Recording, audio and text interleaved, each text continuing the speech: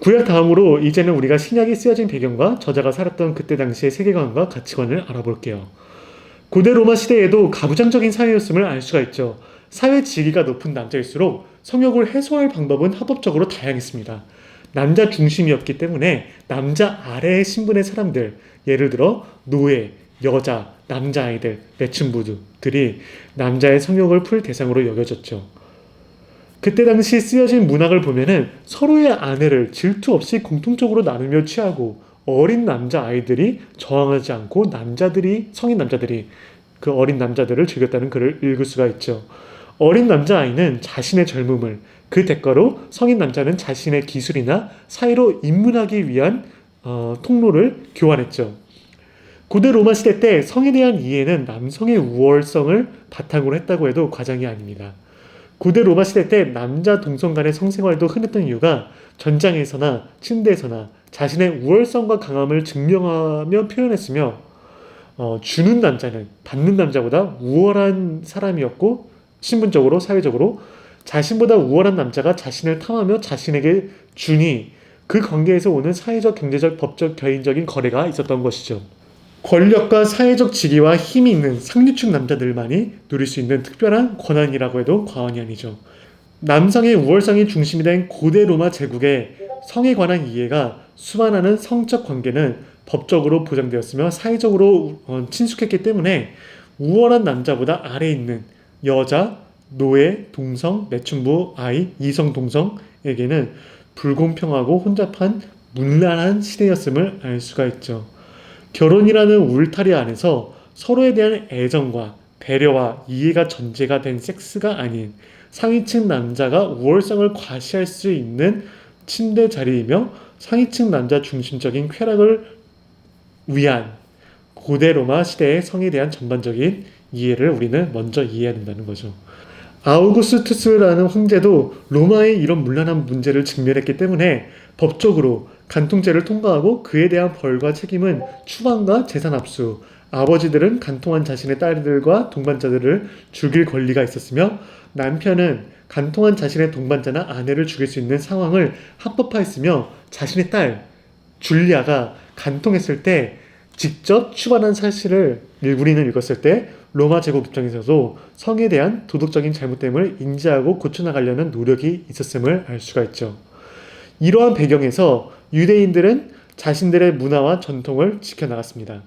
이들이 이해하는 성과 욕망은 출산을 목적으로 가족과 결혼 중심적이었으며 쾌락이 아닌 출산, 결혼, 가족을 묶어주는 성적인 이해가 있었기에 동성을 배제한 이성 간의 관계가 여자의 일방적인 순종으로 이루어졌지만 더 도덕적인 점을 우리는 알 수가 있죠.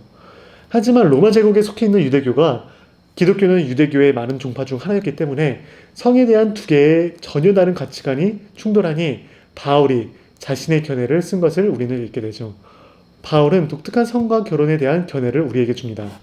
로마 제국의 성에 대한 문화와 유대교가 가지고 있었던 성에 대한 이해가 충돌하는 점을 알 수가 있죠.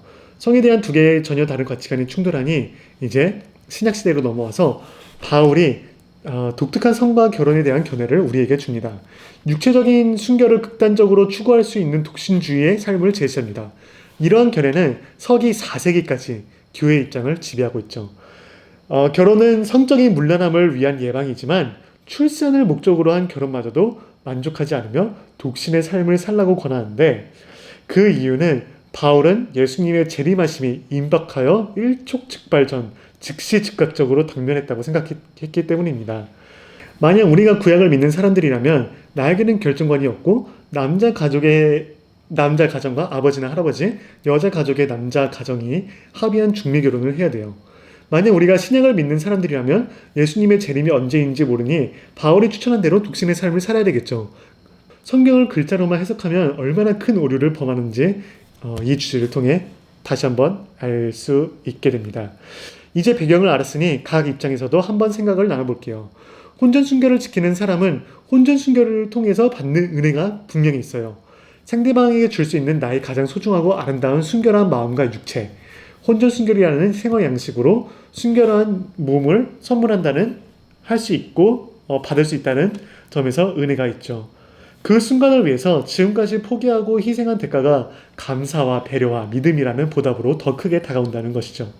하지만 그 마음을 더 깊이 이해하고자 질문을 몇 개 더 한다면은, 순결한 마음을 상징하는 몸이 가장 큰 고결한 선물이라고 가정할 때, 결혼 상대 전에 다른 누군가를 사랑했었던 그 마음은 내가 내 자신에게 바라고 원하고 생각했던 만큼 순결한 마음이 아니라는 것을 깨달았을 때, 거기서 오는 죄책감과 성욕과 섹스를 이분법적으로만 나의 나약하고 악한 모습이라고 정지한다면은 자신을 향한 후회와 괴리감이 클 것 같아요. 순결이 나의 마음을 상징하는 건데, 나의 마음이 결혼할 상대가 아닌 다른 누군가를 사랑했다면은 그 마음부터 과연 순결했을까? 거기서 오는 죄책감이 있을 것 같아요. 뭐든지 다 처음이라고 다 순수하고 소중할 거라는 사고적 오류가 있죠. 혼전 순결이 모든 결혼과 관계의 성공을 보장하는 것도 아닌데, 혼전 순결만으로 내 신앙이나 경건함의 유일한 척도가 될 때 남들을 판단하고 정죄하는 죄로 빠지는 함정이 있는 것 같아요. 혼전 순결을 하지 않는 나보다 더 경건하고 신실하고 행복하고 건전한 가정을 이꾸는 사람들이 이 세상에는 너무나 많아요. 그리고 한 교회에서 지도자 자리에서 혼전 순결을 교회 앞에서 맹세하고 약속한 결혼한 부부가 나중에 속도 위반이라는 사실이 알려지자 교인 앞에서 혼전 성관계 한 것에 대한 공개 사과를 해야 되는 일이 있었죠. 혼전 순결이라는 방향성 혹은 목적에만 너무 집착한 나머지 그 과정에서 겪는 어떠한 상처들과 수치들도 결과라는 이유만으로 정당화된다는 오류가 있는 사고인 것 같아요. 반면에 사랑하는 사람과 성관계를 하면서 받는 은혜가 따로 있어요. 책임을 질 수 있는 두 성인의 만남이 사랑이라는 전제로 서로의 감정을 몸을 통해 나누는 깊은 차원의 행복과 쾌락과 친밀감과 신뢰가 있어요. 하지만 그 마음을 더 깊이 이해하고자 몇 가지 질문을 더 한다면은, 성에 너무 집착하게 되어서 상대방을 성적인 대상으로만 바라본다던가, 사회적 경제적 책임이 없이 쾌락만 쫓아간다던가, 사랑보다 욕망이 앞서간다던가, 성병의 의무를 숨긴 채 자신의 욕구 해소를 위해 피해를 줄 수 있는 상황이라던가, 너무나도 조심해야 될 부분이 많죠. 섹스를 남용할 때, 섹스 때문에 자신을 잃어가고 자신의 몸을 소중히 다루지 못해 일상생활이 불가능해지고, 상대방을 존중과 배려 없이 성적인 대상으로만 바라본다면 누군가는 권면을 해야 하며 삶의 변화가 필요하겠죠. 성욕은 누구나 삶을 살아가면서 어느 지점에서는 더 왕성하게 충족되기를 요구하는 나 자신의 일부라고 생각해요. 그리고 성적 요구를 해소할 수 있는 적절한 시간과 장소와 대상이 있다고 생각합니다. 책임과 사랑과 이해와 배려를 전제로 연인이라는 관계 안에서 이루어진다면 그 안에서 체험할 수 있는 은혜가 있는 것 같아요. 그리고 연인을 만들 수 없는 상황에 있는 분들의 입장도 고려를 해봐야 될 것 같아요. 몸이 불편해서 혼자서라도 그 성욕을 해소를 못 하시는 분들도 있고, 정신적으로 육체의 나이를 따라가지 못하는 분들도 있어서 사회적으로 적정선을 지키지 못하는 분들도 있고, 가정사 때문에, 개인사 때문에 어쩔 수 없이 연애나 결혼을 포기해야 하는 사람들이 있고, 그런 사람들한테는 어떠한 공간과 이해와 배려를 통해 도움을 줄 수 있을지 먼저 생각해 봐야 할 부분인 것 같아요. 이분법적으로 섹스는 결혼 전에 해야 된다, 그리고 아니다, 그렇지 않다 라기보다는 삶의 다양한 위치에 있는 사람들의 입장에서 우리가 공감할 수 있는 마음으로, 사랑할 수 있는 마음으로 나아가는 게 더 중요한 것 같아요. 적절한 시간과 장소를 통해 건강하게 피해 안 가는, 책임질 수 있는 범위 안에서 자기 위로로 성욕을 해소하는 사람들에게 정죄할 만큼 사적이고 개인적인 만큼 예민하고 부끄러울 수 있는 부분을 공개적으로 드러내면서까지 서로에게 상처를 안겨주면서까지 자신의 입장을 고수하며 말을 해야 되는 건가 의문점을 갖게 되죠. 혼자서 자기 위로를 하면서 성욕을 푸는 사적인 방법까지도 교회가 일일이 개입해서 침해해야 하는 정도, 과연 적절한 바운더리일까 의문도 들어요. 자기 위로도 마찬가지로 건강한 울타리 안에서 해소한다면 성욕을 다루는 적절한 방법 중 하나라고 생각합니다. 그리고 이 섹스 주제를 다룰 때 예수님이 말씀하신 마태복음 5장 말씀을 많이들 인용하세요. 28절에 보면은, 나는 너에게 이르노니 음욕을 품고 여자를 보는 자마다 마음에 이미 간음하였느니라. 이 말을 어떻게 해석하냐면은, 그런 성욕이라는 욕구 자체가 악이다, 그리고 그 생각을 하는 그 마음도 악이다 라고 말을 하는데, 다른 대상을 보고 뇌리에 스치는 생각만으로 죄가 되는지 안 되는지 그 부분에 대해서 다양한 해석이 있는 것 같아요. 헬라어로 그 본다는 단어는 스쳐보는 것이 아니라 대놓고 뚫어져라 본다는 것을 뜻하고 있는데 마틴 루터가 잘 정리를 해준 것 같아요. 새가 내 머리 위로 날아가는 것은 막을 수 없으나 새가 내 머리에 둥지를 트는 것은 멈출 수 있다고 합니다. 우리가 성욕을 가진 생물학적인 존재로서 당연히 멋지거나 아름다운 대상을 보면은 뇌리에 스치는 생각이 들 수 있어요. 그 마음이 순간적으로 나올 수 있다는 거죠. 하지만 그 생각이 잔상으로 남아서 계속 재생되는 영화로 틀어놓는다면은 상대방을 인간으로서의 존엄성과 존중을 지키지 못하면서까지 그리고 그 상대방을 자신의 성적 대상으로만 취급하고 인식해서 마음에서 간음을 저지르고 있다면은 그 부분이 잘못됐다는 점을 말해주고 있다는 거죠.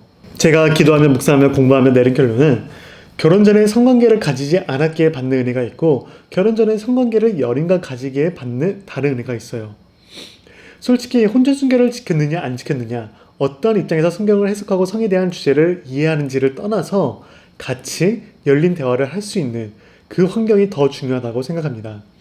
서로의 입장과 신념을 이해하고 존중하며 강요하지 않는 자신의 입장이 그만큼 자신 있고 자신에게 옳다고 생각한다면은 자기가 믿고 있는 만큼 집착하지 않아도 되거든요. 자신이 있는 만큼 강요하지 않아도 되고요.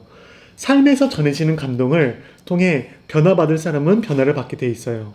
그 감동은 강요함으로써 전해지지도 않고 정죄함으로써도 전해지지 않아요. 은밀한 사생활까지 침해함으로써 전해지지도 않고요.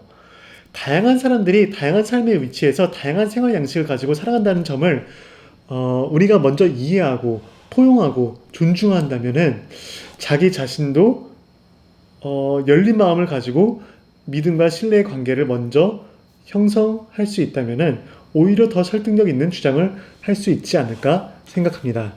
오늘은 성에 대해서 나눠봤는데요. 예민하고 민감한 문제가 될 수 있지만 제 이 영상도 그냥 많은 해석 중 다양한 해석 중 그 하나라고 받아주시면 될 것 같아요. 좀 더 이 부분에 대해서 공부하고 묵상하고 기도하면서 깨달은 점을 저와 함께 나눠줬으면 저한테도 많은 도움이 될 것 같아요. 그래서 댓글이나 아니면 이메일로 나눠주시면 감사할 것 같습니다. 이 영상 봐주셔서 감사하고 다음에 또 다른 영상으로 찾아올게요. 좋아요와 구독, 알림 설정까지 눌러주세요. 샬롬 샬롬.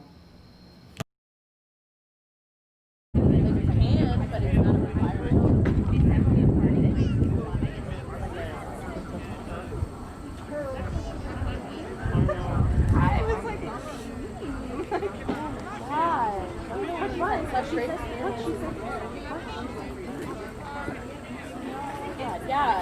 How do you think I go to sleep?